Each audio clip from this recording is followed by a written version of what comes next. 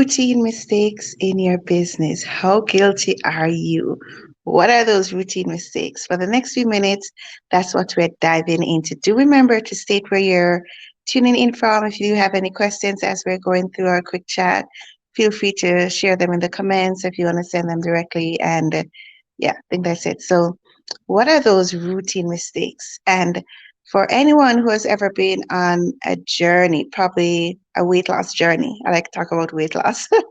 So sometimes you might reach that plateau where you are probably you're ticking all the boxes. So you're on track with your diet, on track with your exercise. However, you might just assume that by doing all that, everything is fine, that you are really going to be losing weight. But if you don't take additional steps, probably assess how fast you're losing weight, your body fat, getting into all that. You might have to switch up food combinations. So sometimes just going through the motions, ticking off those boxes can really not allow you to dive deeper and even to get greater results or even results, period. So when it comes to your business, your company, it is so easy to just get in that mode of ticking the boxes off.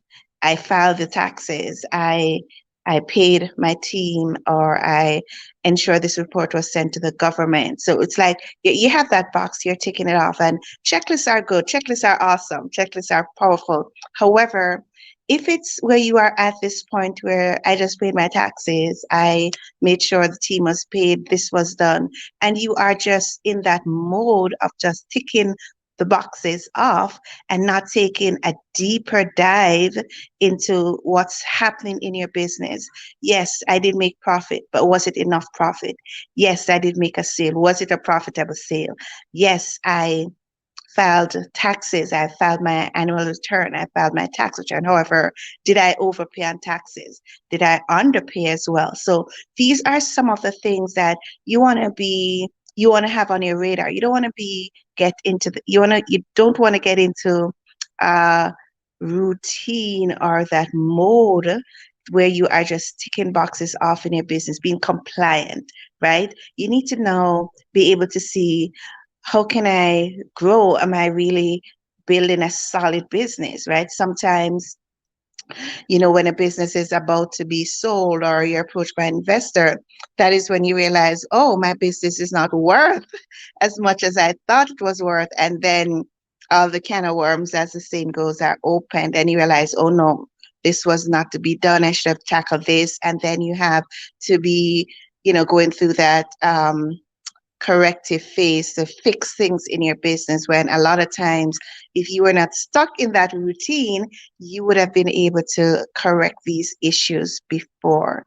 So what does this mean? This means that wherever you are in your business journey, in your company, you're a CEO, entrepreneur, business owner, do not get stuck in this mode of just being compliant, of ticking the boxes off. And just as a disclaimer, I'm not saying that you should not be compliant or not tick the boxes. You should. However, that is just, again, a part of all the moving parts that exist to really take your business to greater levels, to keep your business profitable, to keep your business viable, right? So sometimes I'll even hear, and I'll say this before I close out.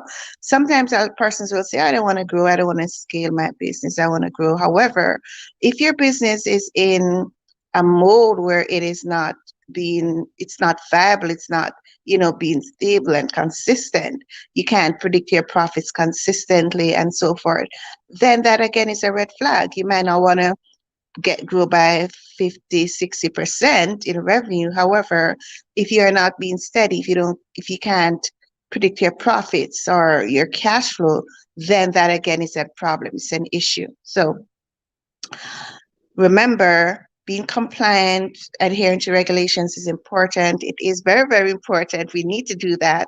However, you need to be ensuring that you are looking, what I like to call it, beyond the numbers in your business, to really assess what is really happening. And sometimes it's so hard because you get so swamped at times as the owner, the CEO, diving into so many areas. You really don't get time to really assess what is really happening, go deeper. It's like sometimes you might be so swamped, you just can do a basic cleaning of your house or your vehicle. However, you know that you need a deep cleaning eventually, right? And you're gonna have to have that done eventually. So this is our chat for this moment. Remember, try not to get stuck into that routine of just ticking box. It's a big mistake and it will cost you a lot, a lot, a lot, a lot, a lot.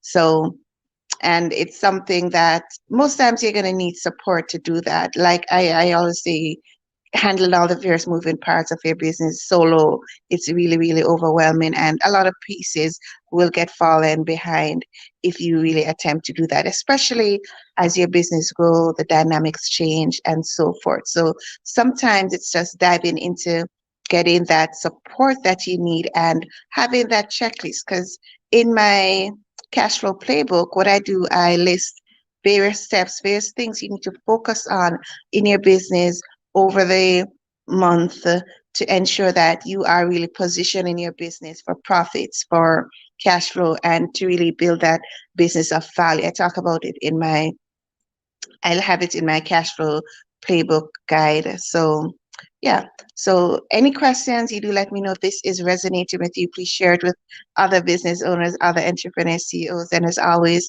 if you do have any questions, to reach out to me. I'll be happy to talk more. Signing off, guys. Bye.